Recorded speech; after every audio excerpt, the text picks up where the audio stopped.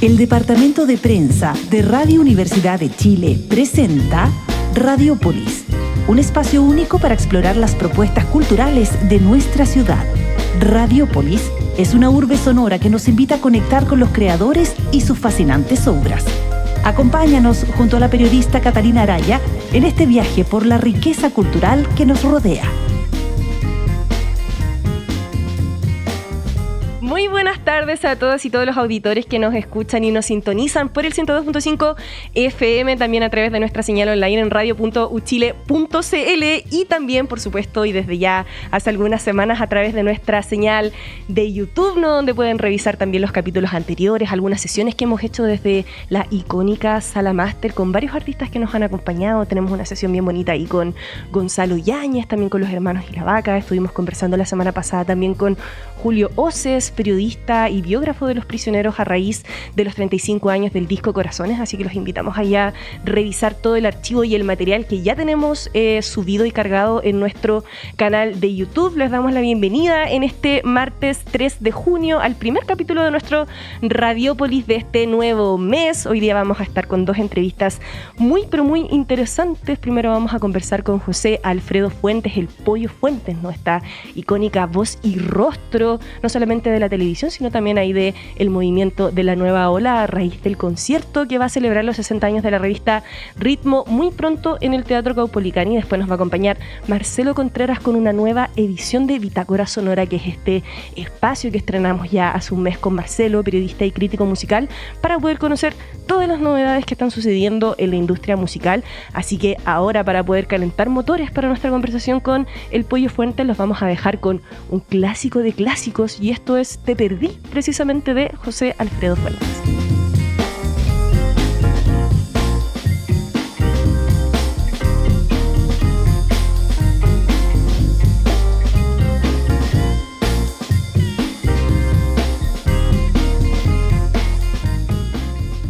Bueno, y regresamos en este nuevo capítulo de Radiopolis, martes 3 de junio, nuestro primer capítulo además de este mes de junio, y le vamos a dar por supuesto la bienvenida inmediatamente a nuestro invitado del día de hoy que nos acompaña en el estudio. No necesita por supuesto mucha presentación, lo vamos a pasar, como les decía, a saludar inmediatamente a don José Alfredo Fuentes, el Pollo Fuentes, un emblemática voz de nuestra música chilena. ¿Cómo estás, José Alfredo? Bien, pues Cata, muchas gracias, un placer estar conversando contigo. Cariños a Camila, que están los comandos técnicos por ahí también. Y nada, feliz de poder compartir a través de la radio que tiene tantos auditores, mandarles un abrazo cariñoso. Y disculpe por el Te Perdí. ¿Por qué digo yo disculpe? Porque se ha tocado tanto esa canción que no, ¿hasta cuándo? Pero es un clásico, José Alfredo. Cuéntanos tú de eso, supuesto. Porque yo creo que esta realmente debe ser una de las grandes canciones que tenemos en el cancionero popular chileno. Sí, así dicen que la música popular está entre las 10 más escuchadas de Chile. ¿Habrá alguien que no se la sepa? No, es generacional, claro, esta canción. No, cuando canto por ahí en diferentes presentaciones, y lo bueno de los shows que hago yo, la gente de mis tiempos, es que no solo va la gente adultos, los adultos mejores, digo yo, en vez de adultos mayores, claro, sino que van los hijos, los nietos, y de repente miro y veo que los cabros chicos están coreando. Exacto. El Te Perdí. Y la otra que también les gusta es el también esa también otro clásico, por supuesto. Entonces es bonito esto, que la música pueda unir a diferentes generaciones. Y es una canción que tiene casi 60 años, 59. Sí, yo la grabé en 1966, la compuse a fines del 65, así que tiene los mismos años cantando que el autor-intérprete. Claro. De esa canción, que quiero mucho. No me gustaba tanto, ¿eh? Cuando me pidieron que la grabara, yo no quería. La escucharon casualmente y me preguntó el productor, dijo, ¿y esa canción? Pues la guitarré. Claro. Y esa canción, no, una canción que tengo que compuse hace algún tiempo. Hay que grabarla. No, le digo, es muy fome, es muy simple. ¿Pero cómo es yo andaba equivocado. Afortunadamente no. Fue mi tercer disco y gran éxito. Con eso ya me hice muy, muy popular. Toda la gente la cantaba en todas partes. Yo por ahí siempre digo, es como como con el fenómeno de Despacito. Claro, pero de esos tiempos. Todo el rato, claro, el año 66. Bueno, y desde ahí para adelante se sigue escuchando, pero fue un fenómeno el Te Perdí. Sí, pues me imagino que además tiene ahí una doble significancia con esto que nos comentabas tú, porque pasaba mucho, bueno, todavía no es como algo que es parte de la industria, que se suelen también cantar canciones que no son propias de los autores, pero en este caso es una canción que escribiste tú. Claro. Sí, la suerte que la chunté con esa primera canción que nació espontáneamente. Yo creo que la hice en un día, estaba hecha, pero después, claro, tú le haces correcciones, el arreglo, algunos ajustes y hasta que se puede grabar. Pero reitero, no tenía la menor idea de que la canción pudiera tener tal impacto. Sí, y ahora yo nunca fui muy reconocido como autor y compositor. Era tan fuerte el fenómeno del cantante, el Pollo Fuente, con su fan club y todas las chiquillas que se emocionaban y cantaban mis canciones, que pasaba desapercibido el autor y compositor. No le importaba mucho, le importaba lo que cantaba. Exacto, como el intérprete musical. Claro, exacto. Así es. Sí, oye, José Alfredo, y otra cosa que cumple 60 años ya, muy pronto, es precisamente la revista Ritmo, ¿no? Que es lo que los va a convocar también en este concierto que va a ser ahí en el Caupolicán. Así que cuéntanos un poco sobre eso primero, para que no se nos vaya a escapar de las manos hacer esta invitación, que va a estar súper buena con muchos colegas además. Bueno, el próximo 15 de junio vamos a estar en el Teatro Caupolicán a partir de las 5 de la tarde. A través de Punto Ticket se pueden conseguir las entradas. Así es. Que entiendo que ya están casi agotadas. Yo mismo me metí ayer a mirar un poco de la tiquetera. De curiosidad, casi no quedaban prácticamente, así que de verdad apúrense. Y a alguien se le ocurrió, a alguien llamado Gonzalo Rojas, un amigo mío muy querido, periodista y productor con quien trabajábamos por la televisión desde el año 84 en un programa Éxito. Y a Gonzalo se le ocurrió, sería bonito que los artistas nacionales rindieran un homenaje a la revista Ritmo, que fue tan importante en la carrera de cada uno de nosotros. Y justo cumple 60 años de su primera edición. En el año 1965, en la portada salió una cantante llamada María Teresa, que vive en España, que lamentablemente no va a poder estar. Y lo conversamos con la gente del Teatro Caupolicán y les encantó la idea. Y así surgió esta posibilidad de unir a muchos cantantes. Viene incluso de Argentina Giacomonti, que fue uno de los más populares en esos años. Va a estar Buddy Richard, van a estar los hermanos Zabaleta, va a estar Wildo, Luciliana, recuérdame que no se me olvide nadie más, Carlos Alegría, Larry Wilson, Marisa. Vamos a hacer el listado, mira, los tenemos acá. Sí. Figuras como José Alfredo Fuentes, por supuesto, que está aquí con nosotros, Buddy Richard, Luciliana, los hermanos Zabaleta, Marisa, Wildo, Carlos Alegría, Larry Wilson, Carmen Maureira, bien digo, y Giacomonti, además del maestro Horacio Saavedra en la dirección musical, que también es parte de toda esta generación de los músicos. Sí, con harta sorpresa además, porque va a haber gente de esos tiempos que va a estar presente en la animación, algunos van a recibir alguna distinción, periodistas de la época, gente de música libre, por ejemplo, que fue un fenómeno. Va a ser una fiesta muy bonita, por eso yo creo que la gente atiende, el público se ha apresurado para conseguir las entradas, porque va a haber un lleno completo. Les recuerdo, el 15 de junio, día domingo, a las 5 de la tarde. Se va a hacer temprano porque va a durar entre 3 y 4 horas este espectáculo. Va a ser casi un festival. Entonces, sí, porque son tantos cantantes, así que y historias que va a haber también dentro de lo que es la función total. Así que por eso pensamos que era bueno partir temprano. Además que la mayoría de la gente que va le da frío temprano y se quiere ir temprano para la casa. Así que pensando en nuestros coetáneos, dijimos, buen horario, las 5, 5 y media, a más tardar.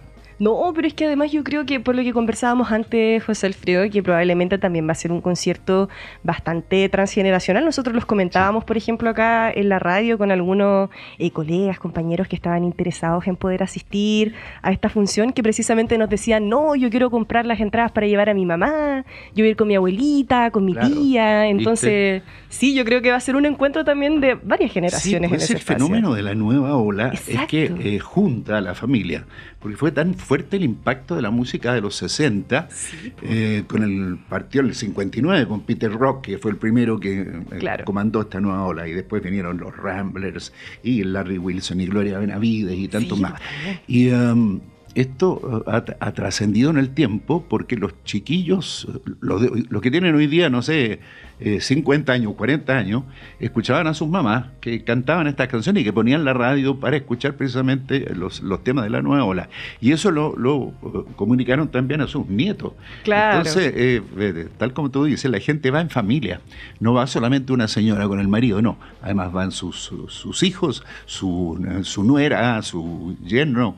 Y, en fin, son grupos de 5, 6, 7, hasta 8 personas. Exacto. Oye, José Alfredo, me parecía también que era súper enriquecedor aprovechar esta instancia precisamente por esto que estábamos conversando, para preguntarte o pedirte a ti una reflexión en torno a qué tan revolucionario fue también no solamente lo que pasó con el movimiento de la nueva ola, sino también con la propuesta que traía esta revista, ¿no? La revista Claro. Ritmo, Ujú. que era una revista, un medio enfocado para la juventud, ¿no? Que traía también un Claro. poco las cosas que pasaban afuera. ¿Qué nos puedes contar tú sobre cómo eso impactó también en esos años? Sí, yo creo que lo mismo que me pasó a mí con Te Perdí o con toda mi historia musical, le debe haber pasado a la revista Ritmo. Claro. Nunca se imaginaron el revuelo que iban a provocar.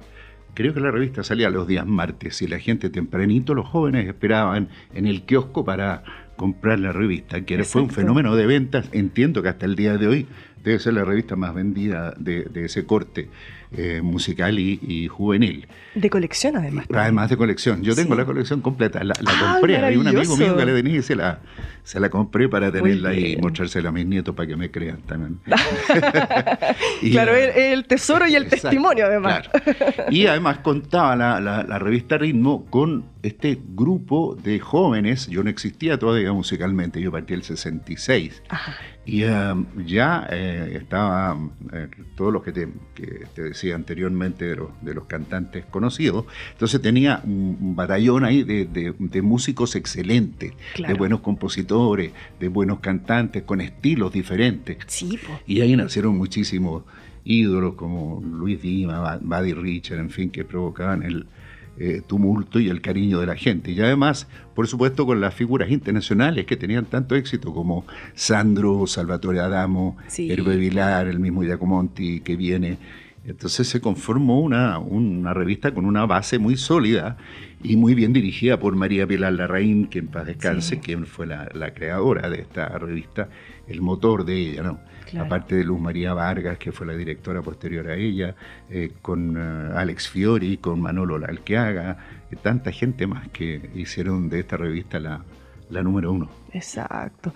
Antes que se me vaya este comentario que te quería hacer, José Alfredo, de la cabeza, antes de que sigamos avanzando en la entrevista, esto que comentábamos también de el impacto, la contingencia que todavía sigue teniendo la música de la nueva ola, asociado también a todo esto, ¿no? De la revista, la efervescencia que había en la juventud de la época y todo aquello, que al final también es como una juventud o una forma de ser joven que quedó encapsulada en sus canciones, Sí. y al final la juventud es una sola, ¿no? Así es. Es como una experiencia transversal, como lo ves tú también eso. Claro.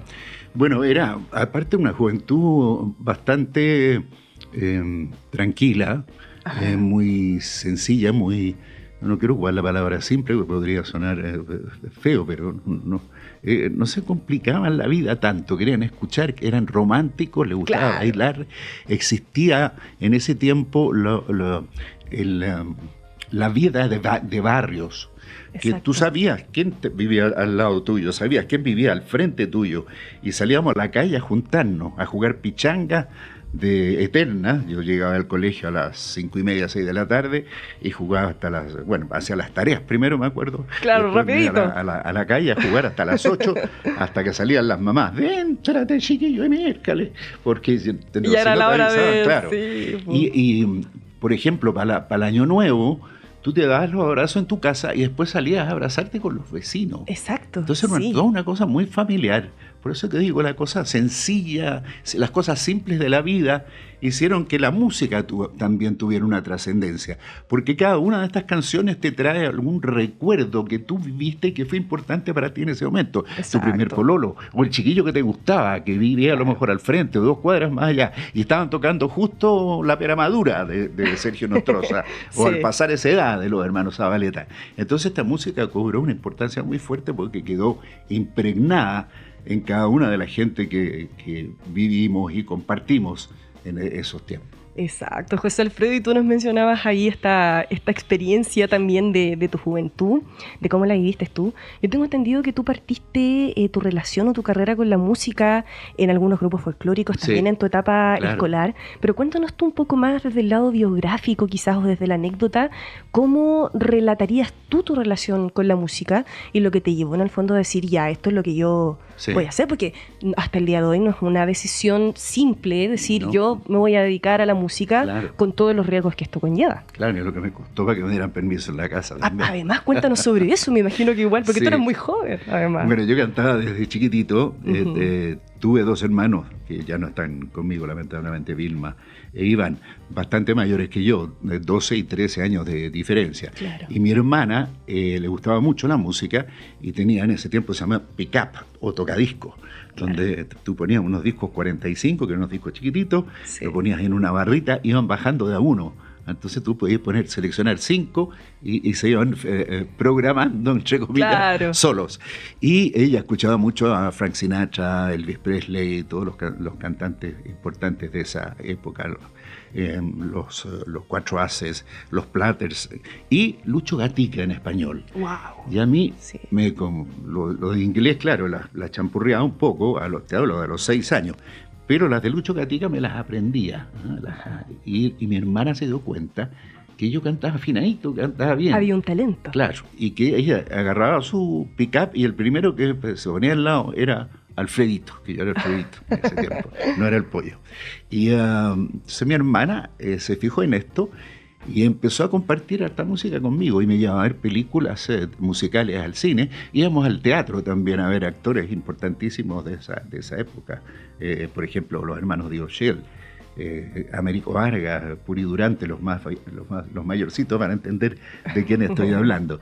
Y me contactó bien con el arte en general, no solo la música. Claro. Y después en el colegio se dan cuenta que yo también que cantaba bien y me ponen en el coro, y después soy solista del coro del colegio. Después formó un dúo con un amigo, un compañero que se llama Wildo, que canta, y que somos cantantes desde cabro chico. Éramos grandes amigos, hicimos un dúo en el colegio y éramos los más populares para cualquier fiesta del colegio, ahí estábamos cantando nosotros. Las kermeses, todo eso. Exactamente. Sí. Éramos, pero populares, como más grandes, pues tú ya estando en tercero medio, cuarto medio, los cabros chicos nos miraban como ídolos. Le morían un buen día además. Pero éramos conocidos en el colegio nomás, en ninguna parte más. Y de ahí un día llega un grupo, estaba muy de moda el neofolclor, que era algo novedoso, que parte por ahí por el año 64, creo, 65.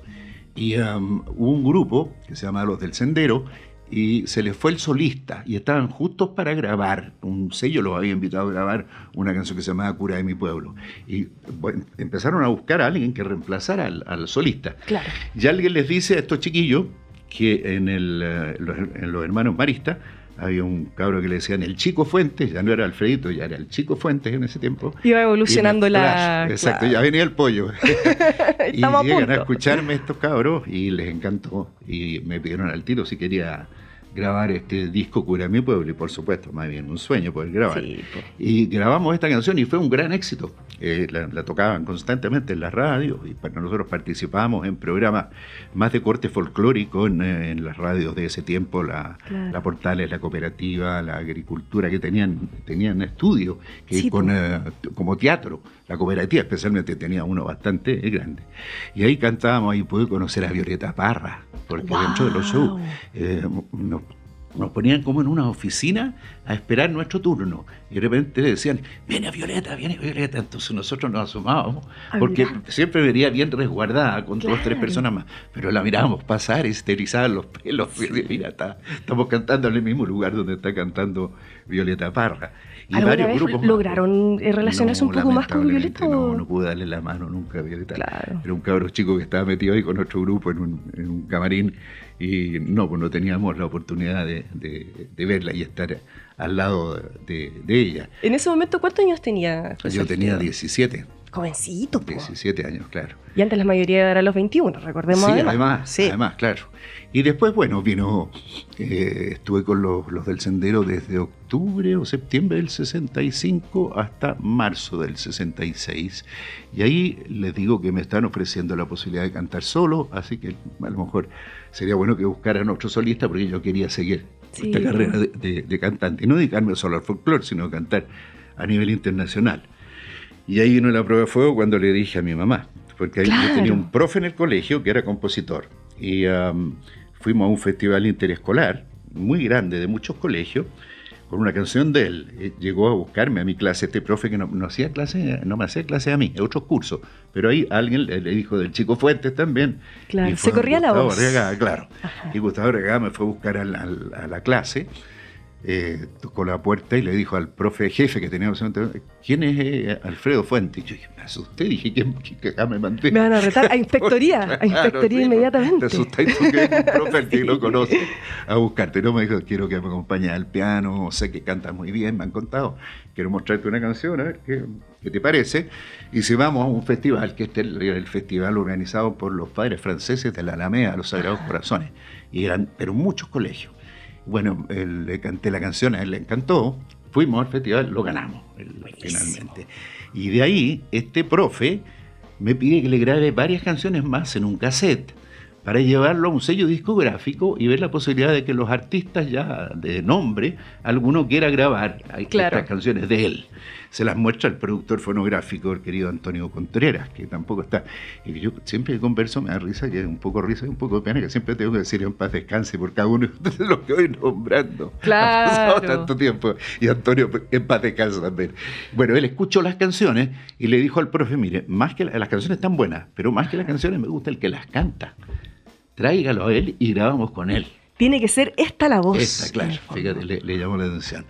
Bueno, y me dice esto el profe, y yo saltando en una pata, voy a grabar discos, voy a ser un cantante. Se fue todo dando muy, claro. Además, como muy orgánicamente todo este camino. Y le cuento, bueno, ya había salido del colegio, quería estudiar periodismo. Ah, mira. Y estaba toda la familia expectante de que sí, qué bueno, porque había habido bastante sacrificio económico en mi familia. Mis hermanos fueron obreros desde joven y colaboraban para pagarme el colegio y después para que pudiera entrar a la universidad.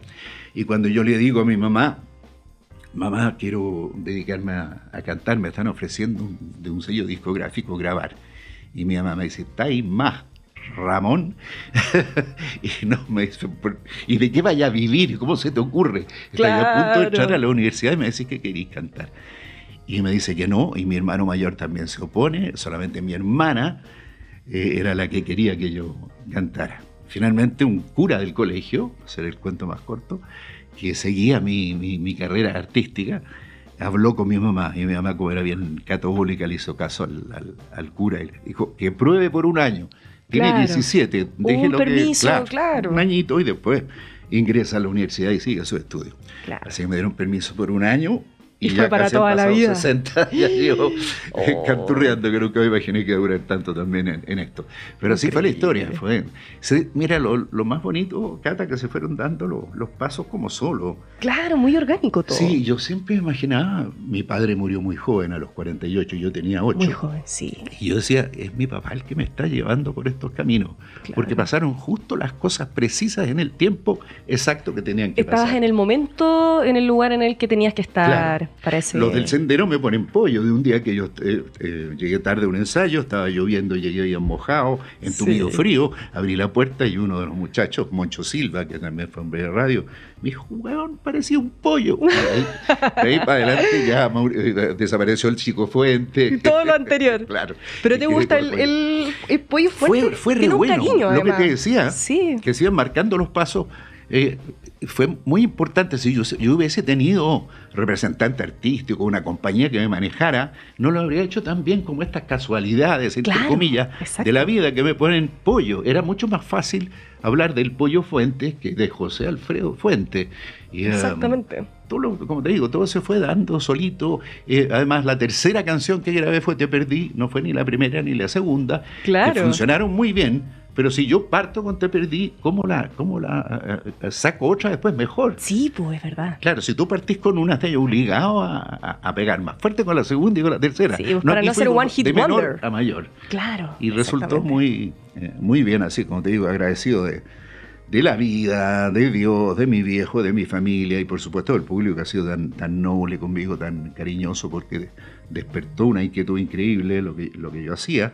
Había el fenómeno de los Beatles que venía del año 62, claro, y como que en ese tiempo, el 66, había un vacío de algún, comillas, ídolo que removiera hasta a las chiquillas que tenían ganas de tener algún cantante como para gritar y manifestarse. Exacto. Y tocó la suerte que fui yo.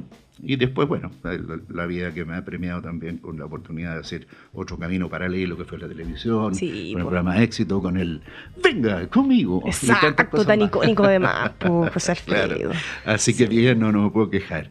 Por eso que feliz de llegar a estos 60 años que los celebraré el próximo año. Exacto. Esto que vamos a hacer ahora el 15 de junio, yo diría que es un puntapié inicial para una fiesta grande que vamos a tener el próximo año. Nos vamos a comprometer al tiro entonces, sí, para una entrevista cuando llegue los 60. por supuesto, que ustedes aquí me van a ayudar a invitar a toda la gente el próximo año a diferentes fiestas que vamos a tener desde marzo, abril en adelante. Por supuesto, José Alfredo, ya se nos va acabando el tiempo, pero quería cerrar preguntándote por una experiencia que tú tuviste hace poquito, ¿no? Y que tiene que ver con una película chilena que se estrenó hace un tiempo en salas y que es Los Años Salvajes, y que precisamente hace como una ficción en torno a un personaje, Ricky Palas, que era también de este movimiento de la nueva ola. Oye, te salió muy bien, dotes actorales también ahí excelentes. Cuéntanos cómo recibiste esa propuesta. Muy fácil. Sí. Bueno, ahí hice un cameo porque era yo. Claro, entonces era todavía más fácil. Pero había como una cosa así muy natural en tu actuación. Sí, me ha tocado también en teleserie. Claro, estuve con Teresita Reyes, que fue mi pareja en una teleserie. Hice como 12 o 13 capítulos y los actores me decían, oye, ¿de dónde sacaste estas dotes que podías hacer? Te aprendí también los libretos y lo haces todo tan natural. Afortunadamente la misma televisión, el Venga Conmigo, me ayudó un poco también a tener esa facilidad. Claro. Bueno, y esa película es un poco, habla de los artistas que están en las sombras en la nueva ola. Exacto. Porque estamos los conocidos, los populares, pero hay muchos que son muy buenos y que se perdieron en el camino por diferentes razones. Entonces, cuando me invitaron a ser parte de esta película, donde aparezco 3 minutos, 4 minutos, fue muy bonito. Lo hicimos en Valparaíso, lo pasé muy bien. Sí. Y además todos los actores maravillosos que estaban ahí fueron muy gentiles conmigo también. Claro, y qué lindo eso que mencionabas también de Teresita Reyes a propósito de que hace poco... Sí, pues la Teresita... Buenos recuerdos, me imagino. Muy buenos recuerdos. ¿Quién no quiere a la Teresita Reyes? Sí, amorosa, cariñosa. Cuando hice esa serie, que era mi pareja, me ayudó mucho también dando consejos cuando lo estimaba conveniente. Y entregando todo su cariño y haciéndome compartir con toda la gente. No, la Teresita es muy querida. Tan inesperado que fue tan rápido todo, sí, ¿no? Pues, porque era de joven un día para otro también, supimos que estaba delicada de salud, pero después esto tuvo un aumento súper rápido y en cosa de una semana se nos fue nuestra querida Teresita. Exactamente. José Alfredo Fuentes, muchas gracias por acompañarnos en este capítulo de Radiópolis, y te cuento que nos vamos a ir a la pausa escuchando precisamente una versión muy linda de este disco que tú hiciste de colaboraciones con Leo Dan. Gran cantante. La Niña Está Triste. Preséntanos tú esa canción antes de que nos vayamos. Bueno, hice un disco dúo con varios cantantes muy famosos e importantes. Sí. Y variados. Sí. Y entre ellos mi querido amigo Leo Dan, con quien tenía una gran amistad. Hicimos una gira juntos y de ahí nació una amistad que no terminó hasta el momento en que se fue. Pude conversar con él poco antes también, con mi querido Leo, a quien le mando un beso al cielo. Y cuando surgió la posibilidad de grabar juntos, yo le pedí que grabáramos esta canción y me dijo, es mi favorita. Así que quedó re bonita, la verdad es que está linda esta canción, vale la pena que la escuchen con atención. De Leo Dan, La Niña Está Triste, junto a vuestro amigo de siempre, el Pollo Fuentes. Exactamente, y nosotros nos escuchamos a la vuelta de esta pausa, así que no se separen del 102.5 FM.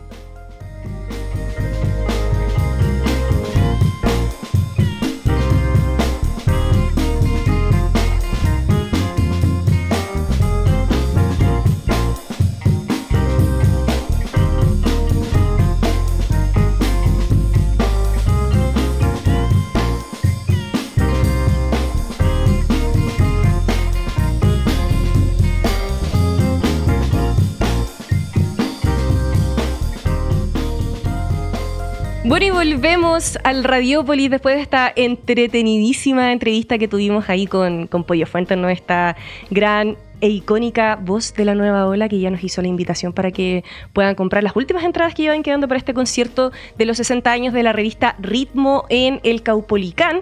Pero ahora, y tal como lo anunciaba ya la cortina que escuchábamos hace algunos segundos, vamos a saludar inmediatamente a través del Zoom a Marcelo Contreras, periodista y crítico musical, que nos va a entregar la segunda versión ya tuvimos la primera hace algunas semanas de este espacio bautizado como Bitácora Sonora, así que te saludamos, Marcelo, ¿cómo estás?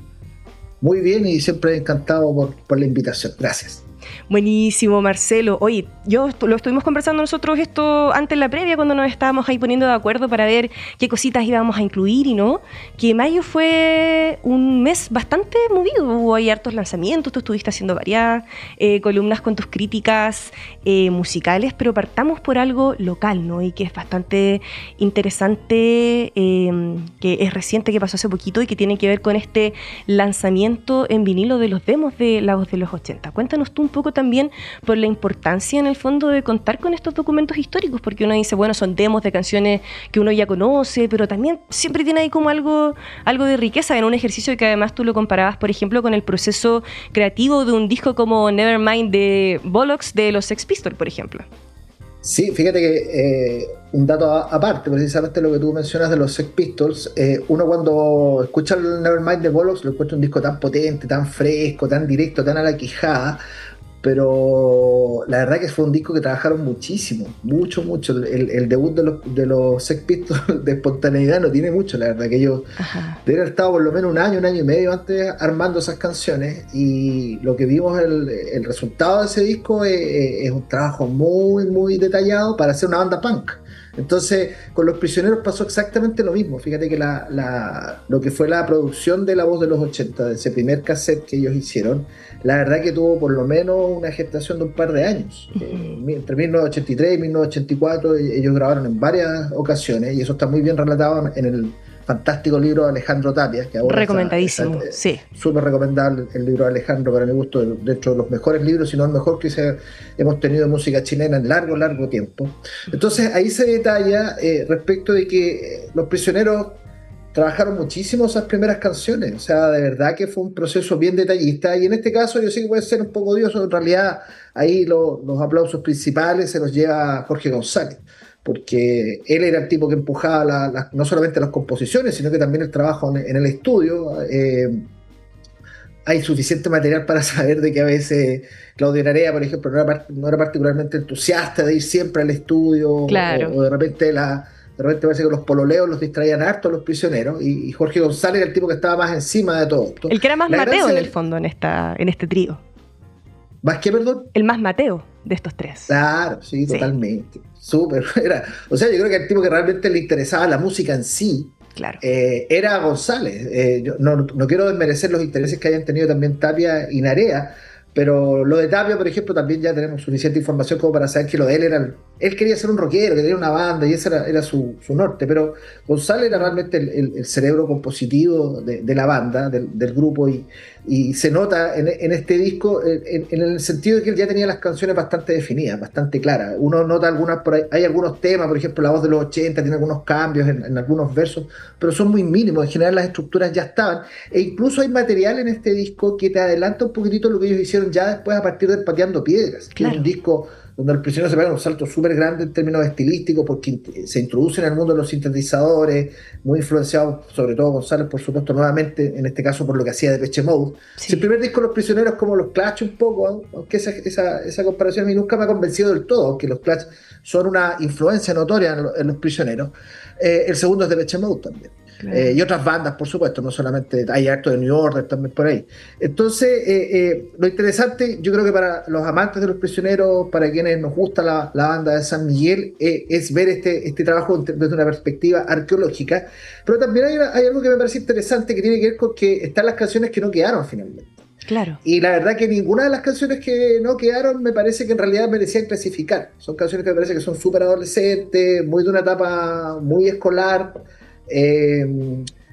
Hay algunas cosas que me recordaron un poco lo que se hacía en Argentina en ese tiempo, bandas como los Twist, esta como influencia en el caso chileno con la nueva ola, mezclado con unas guitarras medias western por ahí, bien interesante, pero no sobrepasaba también un poco como la anécdota, ¿no? O no tenían, yo creo, no tenían estas canciones la perspectiva que alcanzaron a tener otras canciones, como Latinoamérica es un sur al pueblo de los Estados Unidos, es un pueblo del sur de los Estados Unidos. Exactamente.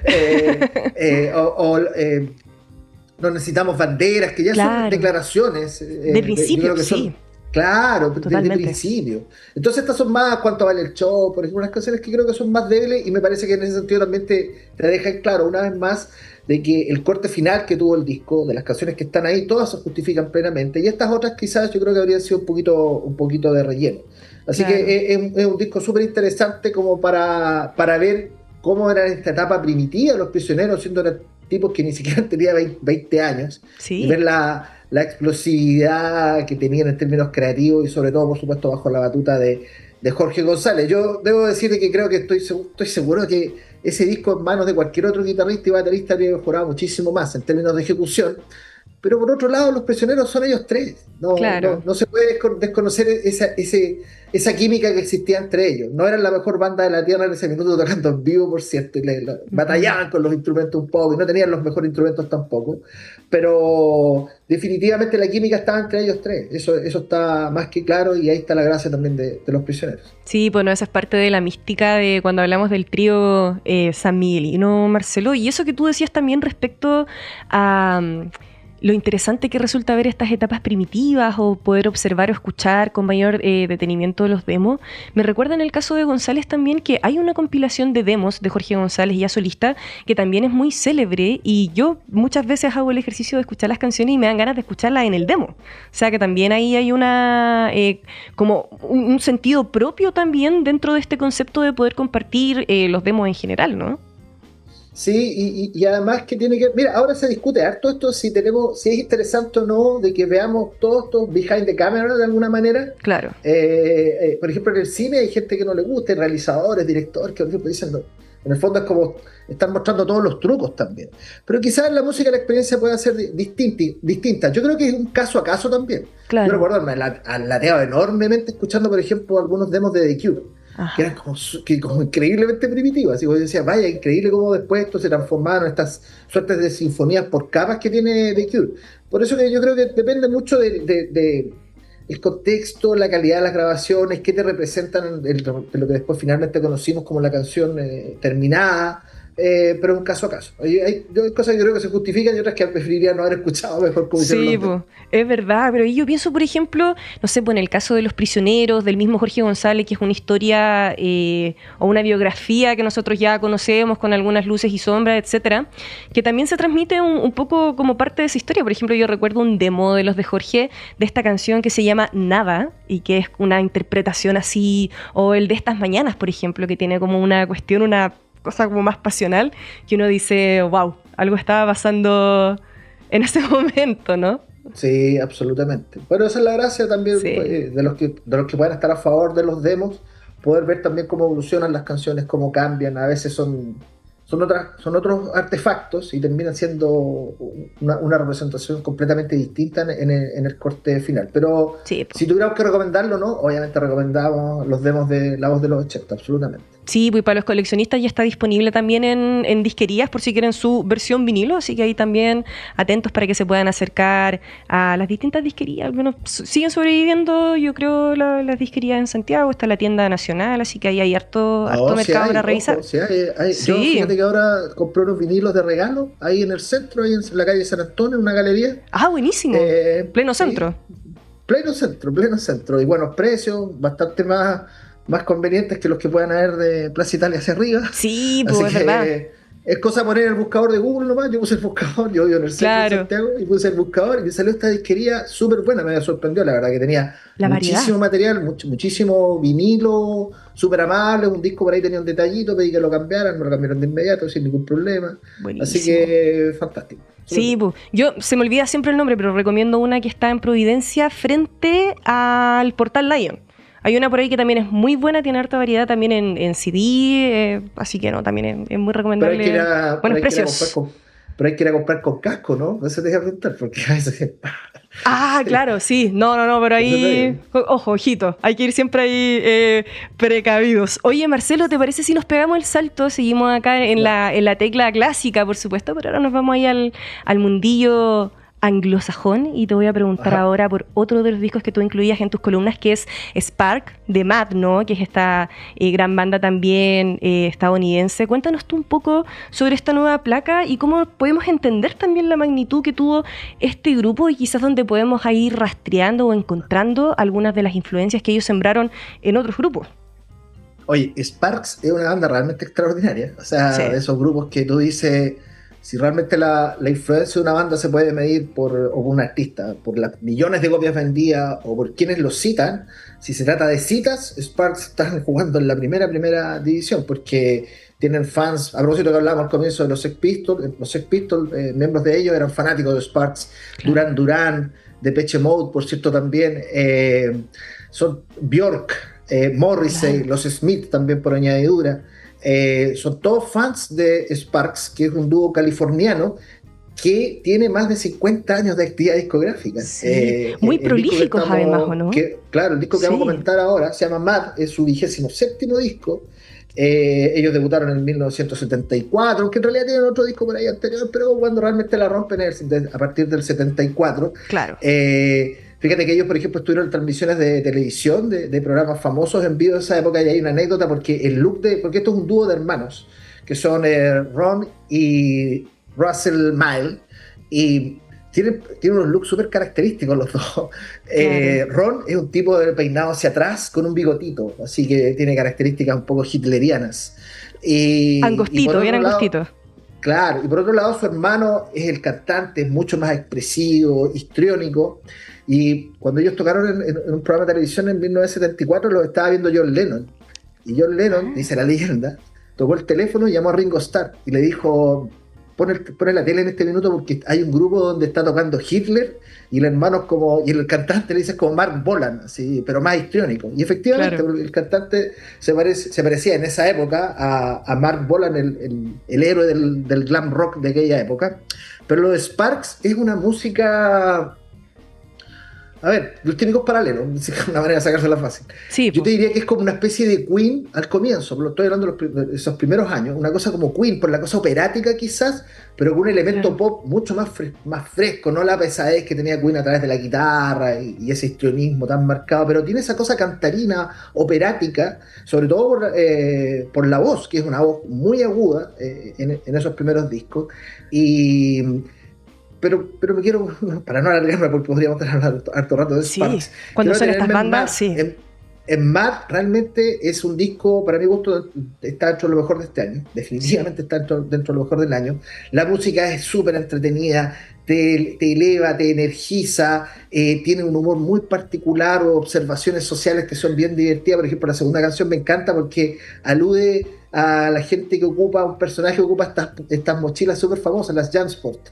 Ah, claro, sí. Yo también tengo mi Jansport de mis tiempos universitarios ahí guardada. Sí, con parchecitos cosidos y toda la cosa. Entonces tienen, pero todo es muy fresco, muy entretenido, con muchas mezclas de músicas distintas. Hay canciones que tienen unas guitarras súper pesadas, pero siempre en un contexto bien bailable, si se quiere, festivo, alegre, pop, entretenido. Sí. Tienen estas casillas que los periodistas musicales solemos sostener como alt rock, como banda de culto también, y yo creo que todo eso les calza a ellos, pero definitivamente yo los invito, si no tienen idea de lo que es Sparks, este disco puede ser una perfecta introducción más de 50 años después de que ellos debutaron, y de tener esta súper fuerte influencia, como digo, en grandes artistas musicales como Duran Duran, como los propios Sex Pistols, como Depeche Mode, Morrissey, Björk. Toda esta gente cita a Sparks porque realmente son diferentes, totalmente diferentes dentro de un concepto de pop pensado con la mejor elaboración posible. Los arreglos son súper complejos, a veces parecieran poco progresivos si se quiere, claro, pero todo finalmente es súper digerible, así que lo recomiendo 100%. Sí, pues Marcelo, y eso que tú dices también es súper importante y rescatable también, porque cuántas veces nosotros también hemos conversado a propósito, no sé, de conmemoraciones de disco, de contingencias que suceden ahí de repente y que hacen que uno recurra o vuelva a las historias de ciertas bandas, que claro, no es tampoco tan común que una banda tan longeva pueda sostener una frescura que te haga a ti decir, oye, esto último que hicieron puede entrar dentro de lo mejor de los discos de este año. Oye, y el detalle es que Ron, que es el del bigotito hitleriano, y él compone toda la música y hace las letras, tiene 79 años. Sí, pues viste, sí. Y su hermano, Russell, tiene 76. Entonces, realmente impresionante. Tú escuchas, insisto, si no has escuchado nunca Spark y escuchas esto, no vas a creer que hay gente que está camino a los 80 años, absolutamente. Exactamente. Franz Ferdinand, se me olvidaba, un gran detalle. Franz sí, Ferdinand hizo un disco con ellos hace no mucho, hicieron un disco en conjunto, porque si tú escuchas a Franz Ferdinand, hay harto de Sparks ahí también. Entonces, por eso que son tan influyentes. Exactamente. Vamos a recordarles a quienes nos sintonizan por el 102.5 FM, también en radio.uchile.cl, y les recordamos que ahora pueden revisar en nuestro canal de YouTube Radio Universidad de Chile el registro audiovisual de todas estas entrevistas y secciones que estamos conversando con Marcelo Contreras en nuestra sección Bitácora Sonora. Ya hemos dado ahí algunas luces de los nuevos lanzamientos, pero nos queda otro, Marcelo, en el tintero. Ya nos van quedando pocos minutitos, pero creo que igual es importante que lo mencionemos, ¿no? Y que tiene que ver con esta placa de Thom Yorke y Mark Pitcher, ¿no? Tals, que podemos destacar sobre esta colaboración, también teniendo este contexto que igual es importante mencionarlo, ¿no? Que lo conversábamos nosotros también antes de la entrevista, y que tienen que ver también con la palestra pública en la que ha estado un poco Thom Yorke, ¿no? Los mismos Radiohead, por todo lo que está sucediendo en términos de contingencia internacional. Mira, partamos por el disco primero. Esta colaboración con Mark Pritchard, que es un nombre que no nos vamos a carrilear acá, no nos vamos a ver la suerte entre gitanos. Mark Pritchard es un músico desconocido para la gran masa, solamente es un artista muy de nicho, de la electrónica, del ambient, tipo muy reputado en todo caso en ese circuito, y él tiene una relación con Radiohead de hace casi una década, y estuvo comiendo en una ocasión con ellos en Australia. Estaban tocando allá Radiohead, y ahí, eso fue en 2016, y ahí él hace conexión con Thom Yorke y le dice, oye, ¿te puedo enviar en alguna ocasión material? Sí, por supuesto, dale. Llega la pandemia, Thom Yorke le escribe a Mark Pritchard, le dice, dale, por favor, mándame música porque básicamente no tengo nada que hacer, estoy muy aburrido. Y se la manda Pritchard, y ahí empiezan a trabajar, empiezan a hacer esta colaboración a distancia, y arroja este álbum que se llama Tall Tales. Y debo decir que es un disco difícil, tiene una lógica de tatuaje, creo yo, un disco que va por capas, de poquito va tomando forma, pero si le descubres, si tienes la paciencia, creo yo, logras captar, y sobre todo yo creo que pega súper bien con esta época ya otoño-invierno. Sí, pues lo escribías así, como un disco otoñal de la voz de bueno, Thom Yorke. de Thom Yorke nunca vamos a esperar muchos colores y mucha alegría, tampoco, por cierto. Hay una melancolía ahí de por medio con los grises. Claro, no, al hombre le gusta ahí. Sí. Entonces, yo recomiendo el disco, de verdad es un disco que hay que tener cierta paciencia. El propio Thom Yorke le pidió al público tener un poquito de paciencia, que espero que lo entiendan, dijo con signo de exclamación cuando se refirió al álbum. Claro. Y de verdad que es un trabajo interesante, no tiene la instantaneidad y la potencia de lo que hace con The Smile, que es totalmente diferente. Claro. Y que me parece súper interesante lo que está haciendo con The Smile, bastante más interesante que lo último que ha hecho Radiohead ya hace largo rato. Y esto, claro, nos trae a colación, como tú bien decías, el tema en este minuto de las declaraciones que ha hecho Yorke hace pocos días, donde finalmente se refirió al tema del conflicto de Israel y Palestina, toda la masacre que está ocurriendo en Gaza, y mucha gente que hacía largo rato que está insinuando que en el fondo este silencio de él correspondía a un apoyo a Israel, y además todo esto motivado por una actuación que a propósito también tuvo en Australia el año pasado, donde fue interpelado abiertamente por un miembro del público cuando estaba cerrando el show, y Thom Yorke abandonó el concierto y tuvieron un intercambio verbal.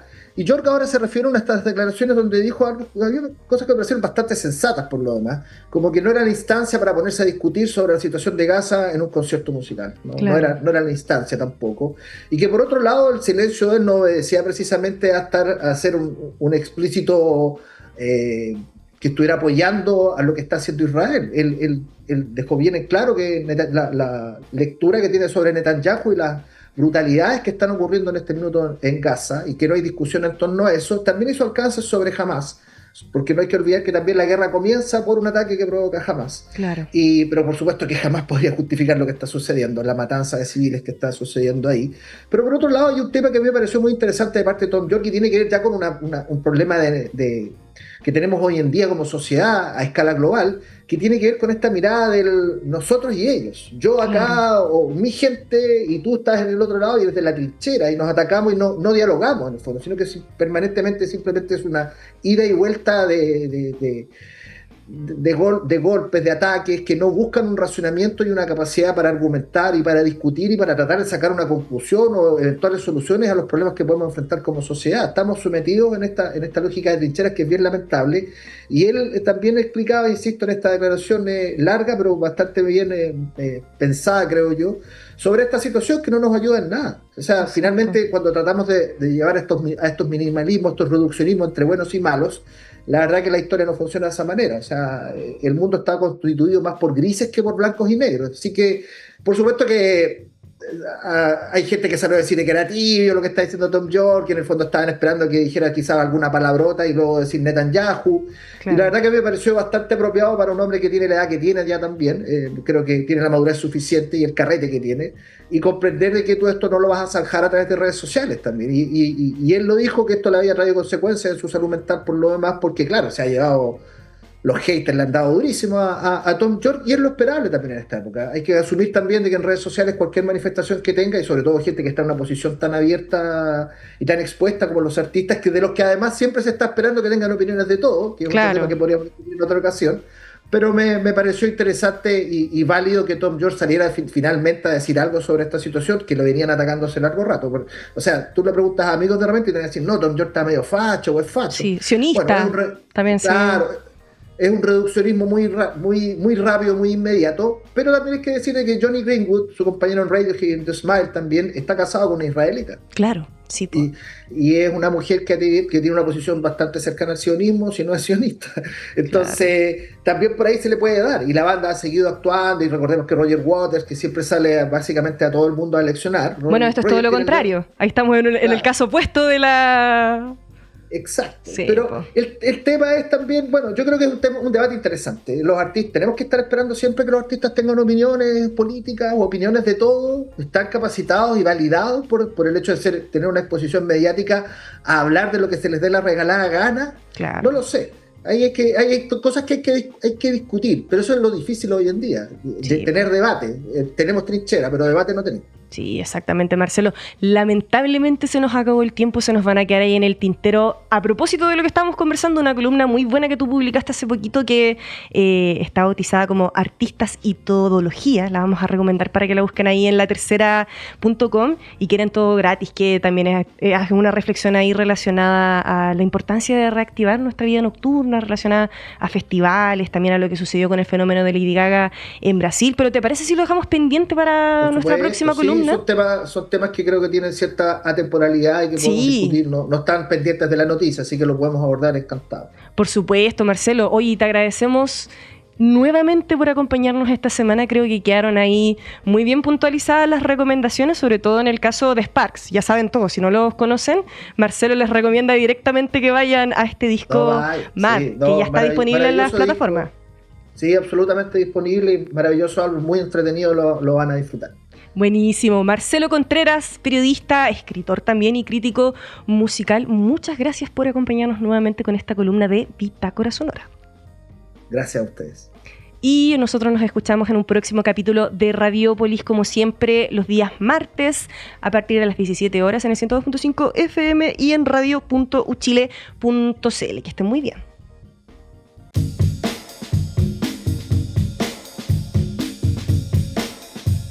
Y así, la urbe sonora se despide por el momento. Radiopolis volverá pronto, listo para sumergirnos nuevamente en la riqueza de las artes y la cultura de nuestra ciudad. Nos escuchamos en el 102.5 FM y síguenos en nuestras redes sociales.